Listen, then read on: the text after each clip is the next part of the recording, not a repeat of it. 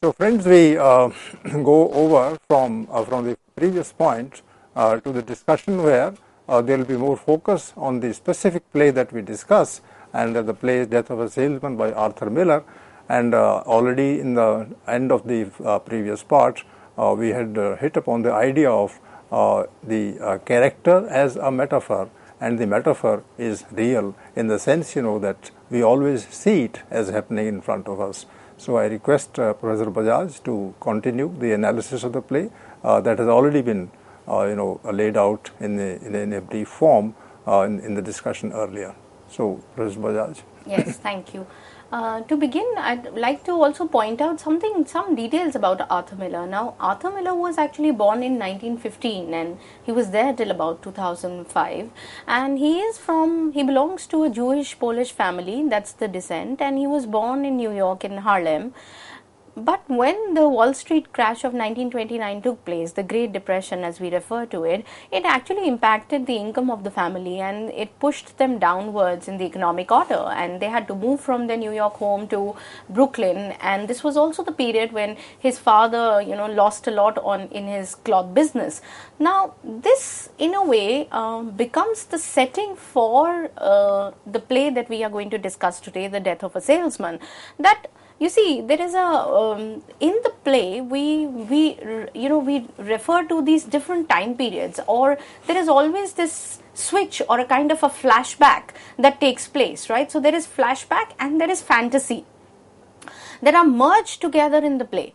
So there is Willie in the play, the central character, Willie Loman, is actually the salesman, right, of the play. Now, and much like his father, who was a flute seller. So when he was a salesman, and Willie also becomes a salesman in this play. But it is Willie's central consciousness around whom we really revolve and around his life that we move. Now, we are given these different time periods, and Willie also moves time and again back and forth in the play in his past and comes back to the present, and this is become this sort of, and the background of this play then is this the Great Depression. It's about again referring to the American dream that was lost, that was promised but never guaranteed. So that's the basic theme of this play, that it's about that American dream that was the promised American dream that never got translated into reality, that was never guaranteed, and in fact turns into a failure, because there is a sense of optimism that Willie grew up with, and there's also a sense of optimism with respect to his own children that he bore, and yet he finds that his life finally has become a failure. In the text, in fact, Willie mentions at one point when the two kids are young that, I'm not going to be this salesman very soon. I'm going to start my own business, but it's a secret, so don't let it out. We realize that this secret that he shares with his sons never translates into reality. He's never able to free himself and become a businessman. He remains caught in the job that he has been a part of for the last 34 years, and he's already a man of 60, and, and he's become old and he's exhausted. So it's this man whose dreams were supposed to get materialized owing to the American dream, but were not because of the crash of 1929 or the Great Depression years that set in the 1930s. Now, this is the historical background of The Death of a Salesman, and it is this period, 1928 is exactly the period that Willie mentions in the play, that, when he's talking to Howard and discussing in Act 2, how he would like a desk job and no more be the salesman who has to travel cities, and he cannot do this, he cannot cope with this kind of work. And it is in this moment he tells Howard that you were a young boy, you were still in your father's arms when he congratulated me and I got him a lot of business, and that was 1928. So historically also, Arthur Miller is situating this play in the period in the past of Willie, which is the period of the 1920s up to 1928, and the present, which is the period of the Great Depression years followed by the World War, that is the Second World War. So it is this period, and of course, as you know, the play was performed in 1949, right? Now, this is the background for The Death of a Salesman. We need to remember the American dream, followed by the Great Depression and then the Second World War. So how things change, how they spiral in this kind of a failure of Willie and family, of the Lohman family, is what this play actually showcases. Each character finds oneself in a sort of a failed environment, or finds oneself to be a failure in one's own way, and this is what the play really foregrounds in this particular text. But so how does he do that? Let's look at theatrically, let's look at how that is done in the play. If you look at the setting of the play, for instance, it talks about the stage direction. We are told, and I quote from the stage direction, the setting of the play, we are told that this forward area serves as the backyard as well as the locale of all Willie's imaginings and of his city scenes. Whenever the action is in the present, the actors observe the imaginary wall lines, entering the house only through its doors at the left.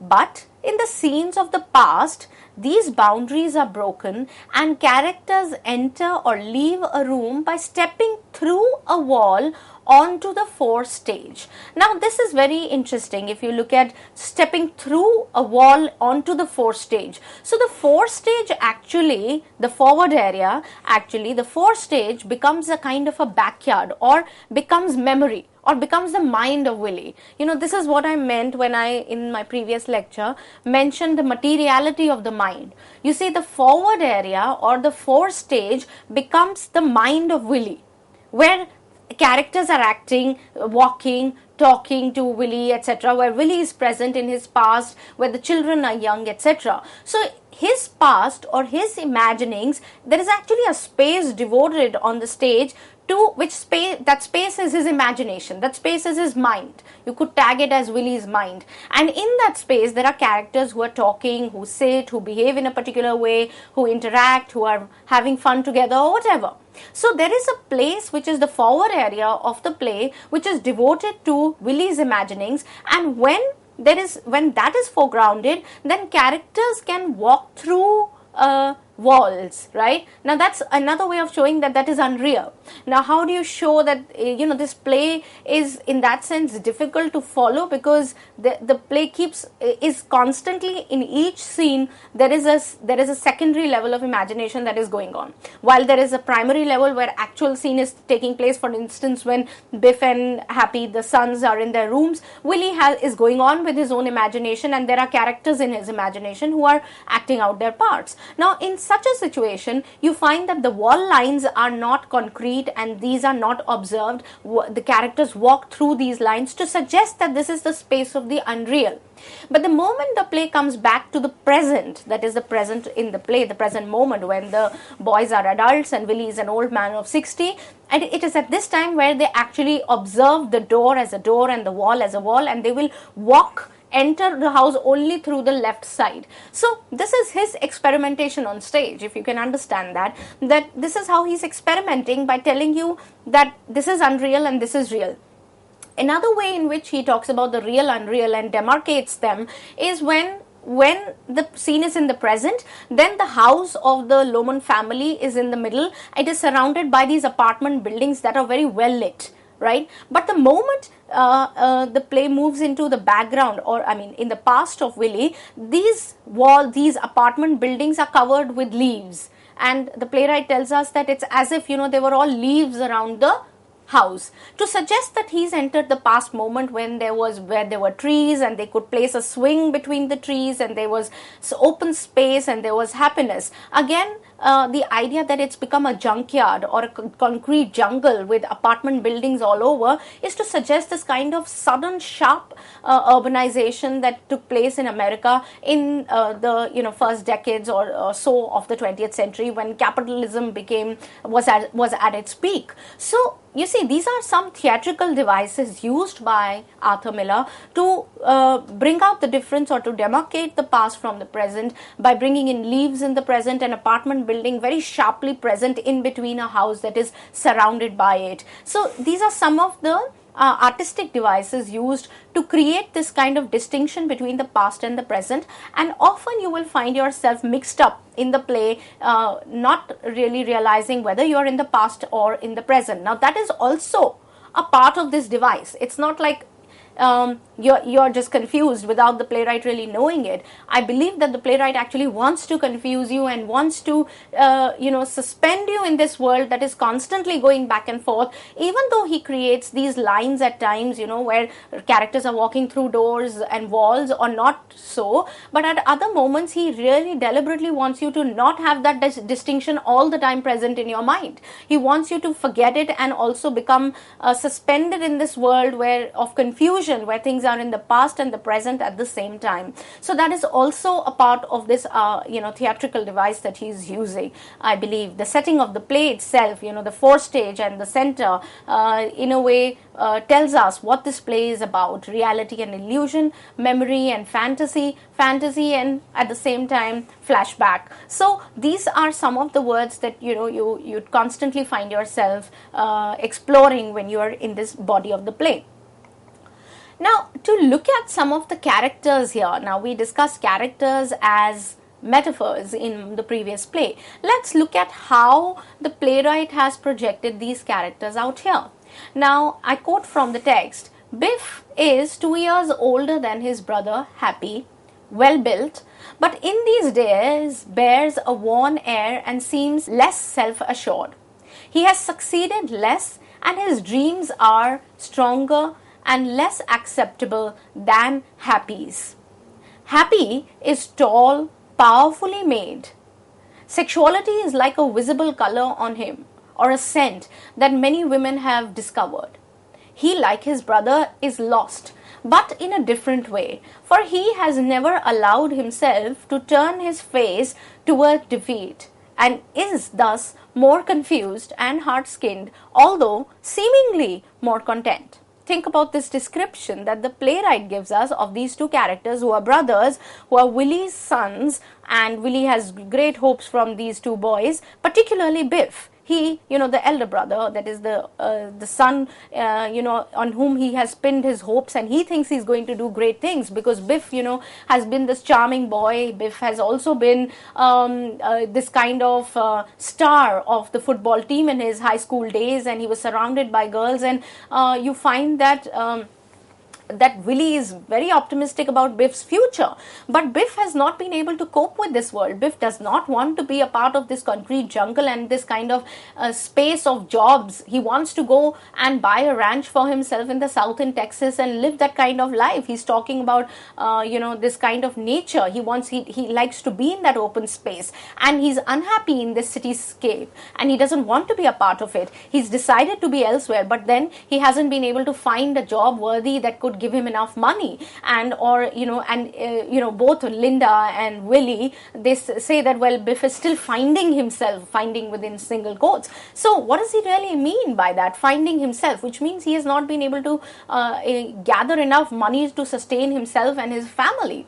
But also note that both Biff and Happy, they suggest they are metaphors of a lost generation, but they are two different kinds of a lost generation. The idea of a lost generation becomes really a kind of a battered generation by the time, for instance, you enter into the Ginsberg era in America, that they have totally destroyed themselves. But in Arthur Miller and Tennessee Williams, you still find that the generation is lost. They are unable to understand what they really want. Whatever path they choose seems to not give them fulfillment and happiness. For instance, in the case of Biff, who's already wearing this kind of a desolate look and a worn look, he's less self-assured as he was perhaps earlier, and he has not succeeded. The idea of success is elusive in his case. Also in the case of Happy, because Happy otherwise is successful. He's going by the rule book. He's doing everything that people around him are doing, but he's not content. Right. So Biff is lost in terms of not being able. He's a misfit in the cityscape and in the materialistic industrial space of New York in that sense, or the market space. Right. He doesn't want to enter the market and the space. So he's lost, and he's a picture of disappointment for his parents. So Biff also is a metaphor for this kind of a lost generation, but also this kind of disappointment that is writ large on him, right? Happy in his own way, even though, you know, he's a kind of a tall, handsome looking man and women are all around him all the time, he's lost, the playwright tells us, in a very different way, because he doesn't let himself go towards defeat, right? And he's become hard-skinned, and he's actually more confused and less content. So it's not like Biff's path is any better than Happy, or Happy's path is any better than Biff. They are both moving in different directions. Happy has entered the world of the market in a hard-skinned way and is competitive and out there to kill people and make the best of his time. He has been able to get, you know, enough money. He has a car and a house and he's doing well for himself, and yet he is unhappy and unsure and more confused with respect to what he wants. He says, I've not been able to build any real relationships in these years. So Biff, you know, in the play very interestingly tells us, and I quote again from the text, he says, well, I spent 6 or 7 years after high school trying to work myself up, shipping clerks, salesmen, businessmen of one kind or another, and it's a measly manner of existence. To get on that subway on the hot mornings in the summer, to devote your whole life to keeping stock or making phone calls or selling or buying. Now see, selling and buying itself becomes a metaphor. To devote your whole life to keeping stock or making phone calls or selling or buying, to suffer 50 weeks of the year for the sake of a 2-week vacation, when all you really desire is to be outdoors with your shirt off and always. That's the kind of life we are looking at. He says, you know, you spend your entire life working, slogging, selling and buying, making calls, doing business, what, for a 2-week vacation? Because you want to go have a vacation for 2 weeks. So he says that, you know, this is all I want to do is to actually be outdoors and take my shirt off. The idea of desire, yearning for freedom, to break free from the shackles of this world of buying and selling and phone calls.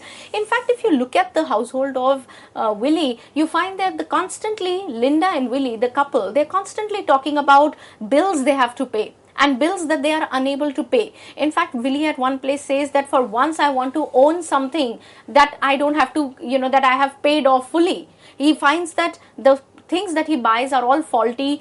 The washing machine, the vacuum cleaner, everything needs to be paid for. There are installments. You see, the whole capitalist structure, you know, when it could not find enough buyers, it brought in the idea of installments, that you could buy something today with and then go into easy installments. Now they're constantly buying and then constantly paying bills because these need to be fulfilled. They haven't finished their installments, and Billy says, before I finish an installment, the thing has already broken down and it requires repairing. So, you know, faulty machines, a kind of a picture of junkyard really emerges in their entire talk. What do you think of this phenomena of installments, of buying, of selling, of washing machines and vacuum cleaners and Chevrolets that they are buying off and not being able to keep with that and scraping that kind of money for that insurance money, and insurance becomes a very big deal in the play for Willie. I think this is very well analyzed by you in terms of the rift that is occurring in the American life at that time. And in fact, I am reminded of the phrase New England used by Willie Loman, that there is a kind of New England in him. New England means that, as I interpret it, that his forefathers came from England and they wanted to create another England here of the same values, the Puritan values, but then there is America also in front in New York, where capitalism, as you say, is emerging in a big way. So there is a fight between the old England, which is turned into a New England, and the fight between capitalism on the other. So New York is on one side and this countryside is on the other. Yes, in a way, I think New England, as he uses, is a kind of a metaphor for escape. You know, he's also thinking, you know, I should have gone to Alaska, I should have gone to Africa, I should have gone and I should leave this place. So there is an idea, there is this kind of intense desire to leave the place in all these characters, in fact, you know, and therefore they're unhappy in their own ways. I think the idea of escape is projected through Willie's imaginings also, that he enters and goes with Ben, his brother, who has made it get rich, and he went to Africa, and then he just suddenly became rich, and he thinks that, oh my God, that's the kind of life I was imagining for myself. The miracle story that each American harbored, that you could turn rich if there is opportunity and you're willing to work hard, then you can turn rich overnight. So this kind of rags to riches kind of dream that each American harbored is what Willie was looking for. And the present and his condition over the 60 years, 30 years at least, when he was this young parent, and the boys were still young, the hopes that he nurtured, he has realized that in 30 years he has been a picture of failure and a disappointment,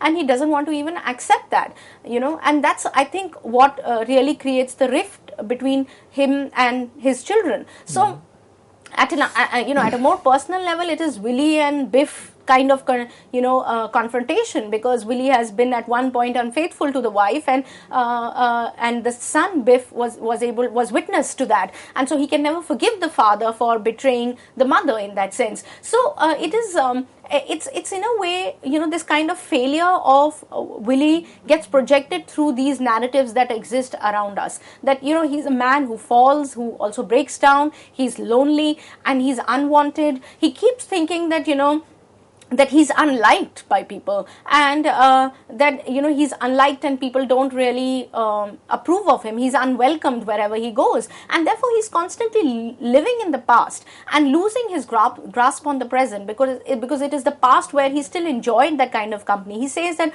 all the people I knew in the earlier times, they're either dead or gone, and the new generation, it's indifferent and they don't care two hoots about who he is. In fact, towards the end of the play, Willie loses his job. He's fired by the boss. So in that sense, Willie loses his job. Biff is not able to procure the money that he had hoped to buy a ranch for himself. So both come back as failed people. And Willie's suicide at the end of the play, when we know that Linda has been mentioning that Willie has been trying to kill himself, over in the last couple of months, that he's deliberately gone there and crashed his car, smashed his car, but he has survived, but not for long. Towards the end, we hear the boom, and we know that Willie has killed himself. Now, the idea is also that Willie killed himself so that his insurance money could perhaps pay for Biff's dream ranch. So, how tragic is that the father must die so his insurance money can be used to provide for the son's future. So I think there is tragedy in this very idea of Willie really trying hard to pay the bills, borrowing from people, and paying for his insurance, and finally using deliberately his insurance to provide for the future of the kids, because he, as an individual who's become outdated as an old man, who's not required in society anymore, he cannot bring anything home. Would you say something about the character of Linda? I think Linda is not explored to that extent as other characters are. For instance, you find that Linda speaks little and is extremely fond of Willie, and she says that you see a man whose character is not sound. Biff says at one point that this man's character is not sound. She says, I see a man who's exhausted and who has laid his life for his sons. So in a way, it's a father-son sort of relationship which is central to this play, and Linda is almost always in the backdrop, and she's a not conservative I'd say, but she's a traditional woman who is married to this man, and she's always a picture of care and this kind of nourishment. She's a mother who's always present for the kids, but her affiliations lie more with Willie than the children. In fact, at one place she tells Biff that if you hate your father, you cannot love me, because he's very dear to me, and I cannot have you decide if you can love him, only then enter my house. So in that sense, her affiliations with the husband are deeper than they are with her children, and she's able to see herself as one with Willie and Willie's struggles. So but she's finally at the end of the play, she's at Willie's grave and she says, we are finally free and I've been able to pay for the house, the final amount has been paid for the house and we are free and clear. So, but again, it's ironical that Willie is free from life now that he's dead. So that idea remains there. But overall, I think Linda is the less explored character in the play and is only second to Willie's whole being. And another query, you have already suggested that the play is a tragedy. Would you stick to this? The play is a tragedy, yes. I would say it is Willie's tragedy, brought on by the external forces, but also by the dreams that he harbored. He said that at one point, he said that Biff will go ahead in life because he's the charming man. Let Bernard score the more marks if he would. So there is a kind of delusion that he lives in, and that delusion takes him to his tragic end. But the children are more realistic. In fact, at least I think Biff is the most realistic character in this setting. Biff and Linda seem to be the realistic characters because Happy still is confused. He knows that this is all that is available to him and he must be competitive if he wants to live and sustain himself. But Willie has been totally living in a delusion and a world of his own. Biff is a realistic character who has understood that there is not much scope in the present life as offered by America, and he in fact rejects this kind of life. So I see some hope in Biff's rejection and in his decision to set up an alternate life in the ranch and to move away from the city and to reject the system and finally not be pressurized by the goals of success that society places on them. Linda is again a tragic character because she has lost Willie, but I'm not sure if I can really call her a tragic character, because towards the end of the play she says that I can't cry, Willie, when Willie's dead. She's also, in a way, when she says we are free and clear, then in many ways she's also free from this tie that had burdened her, that is taking care of Willie all the time, and she's also now freed from that kind of constraint of being with Willie, because it was an emotional baggage that she was carrying on her shoulders as well. How to briefly conclude the discussion? I would say that it's a mind-boggling play to begin with. There are so many dimensions to this play that can be explored at so many levels. But reality and illusion is one area that one can look at, and that should be looked at. Dreams of each individuals and how they are crushed is again another idea which is central to the play. The idea of the American dream, the dream of business, of businessmen, and how the capitalist structure has been working and destroying individuals in America is what I'd say Arthur Miller wanted to project through this play. And I say this because he had clear sympathies. There was in fact in 1950s he becomes Arthur Miller becomes this kind of a star, because obviously he wrote these plays, but he was also called before the McCarthy committee to name communists who name people who were communists, and he refused to cooperate with the McCarthy committee at that time for un-American activities, and he refused to cooperate with that committee, suggesting that he stood his ground. So there is definitely a kind of politics that he adhered to. He's also quite a star because he was married to Marilyn Monroe, so the showbiz and etc. things attached to him.